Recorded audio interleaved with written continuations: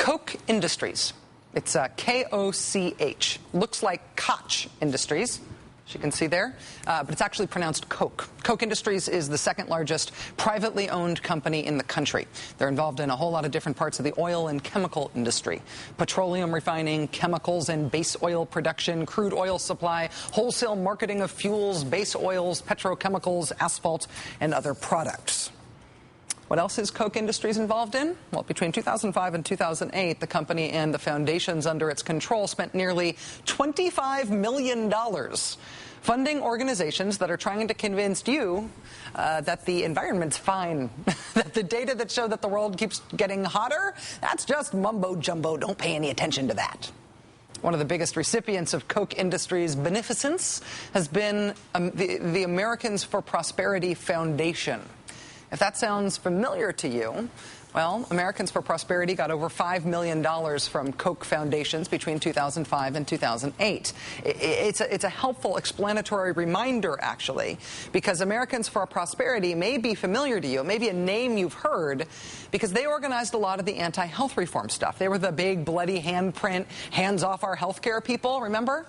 But even at the height of the anti-health reform hubbub that they were organizing, when you went to the Americans for Prosperity website, lo and behold, it wasn't all about health care. It was this sort of awkward thing that I could never quite put my finger on during that whole the whole fight over health reform and all the things they were organizing. When you actually went to their website at that time, you would find the website, despite all the things they were doing in public, was still totally dominated by pro-oil, global warming is bunk messaging.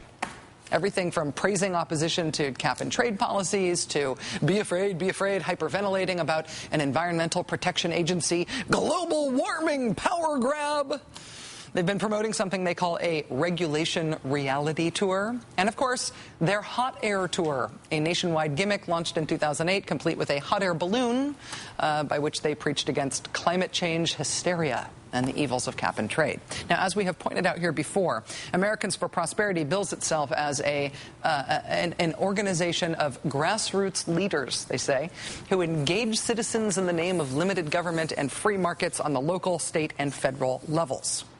But it's an organization founded by the executive vice president of Koch Industries, David Koch, who is also chairman of the Americans for Prosperity Foundation, who is also the 19th richest man in the world and the 9th richest man in America, which means he is a very, very specific kind of grassroots leader.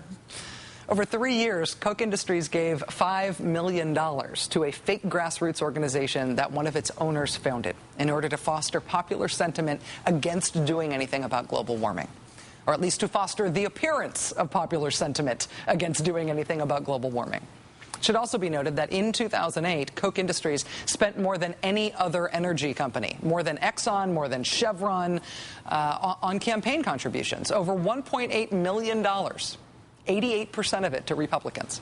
And Koch Industries' generosity did not stop with President Obama's election. So far, this current campaign cycle, employees, family members, and organizations affiliated with Koch Industries have offered over $900,000 in campaign contributions, including $2,000 to Congressman Mike Pence's campaign committee, $12,500 to Minority Leader John Boehner's Leadership Political Action Committee and Campaign Committee, and $15,000 to Minority Whip Eric Cantor's committees, all of whom, you might notice, reacted to President Obama's pro-drilling announcement today by saying the president is still not pro-drilling enough. Joining us now is James Hogan. He's co-founder of DSmog.com. The DSmog blog this week reported extensively on new research by Greenpeace that traced Koch Industries' dollars through the climate change denial infrastructure. Mr. Hogan's also the author of Climate Cover-Up, The Crusade to Deny Global Warming, and he's president of the public relations firm James Hogan and Associates, which has the awkward job of representing both oil companies and clean energy companies. Mr. Hogan, thank you very much for joining us. Thank you. How much influence does Koch Industries really have in the debate over climate change legislation in general and drilling it specifically?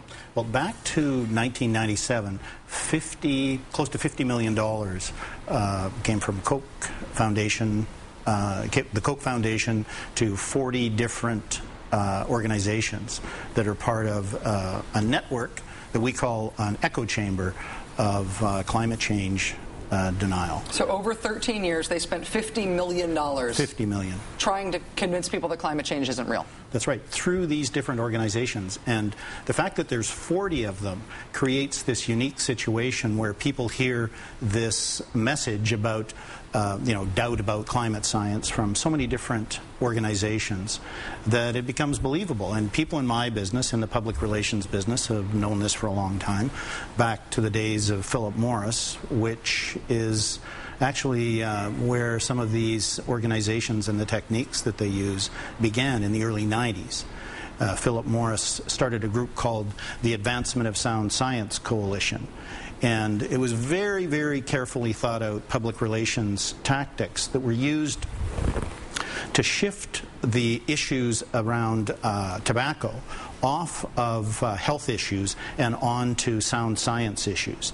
And Philip Morris knew they couldn't do it by themselves, and so they invited people like, or organizations like Exxon and other fossil fuel companies to join them. And it basically became the beginning of a campaign that a lot of these 40 different organizations that I was talking about earlier drew on to, then it was tobacco, today it's greenhouse gases. But you're saying it's the same tactic in two ways. One, that you use a lot of different organizations, so you can't just dismiss the one industry-funded group that's trying to shoot down what everybody else thinks is true.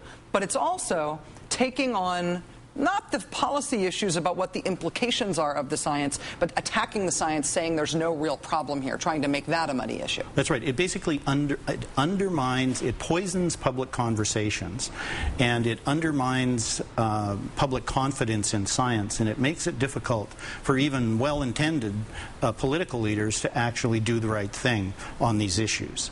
And the trick in public relations is always repetition. Mm-hmm. You look for those kind of projects where you can actually tell people something 10 times, so they actually remember what you're talking about, and there's more chance that they're actually going to believe you.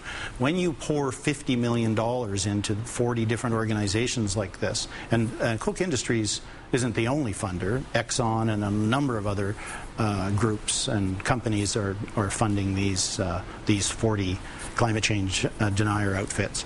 That is an incredibly powerful influence over public opinion.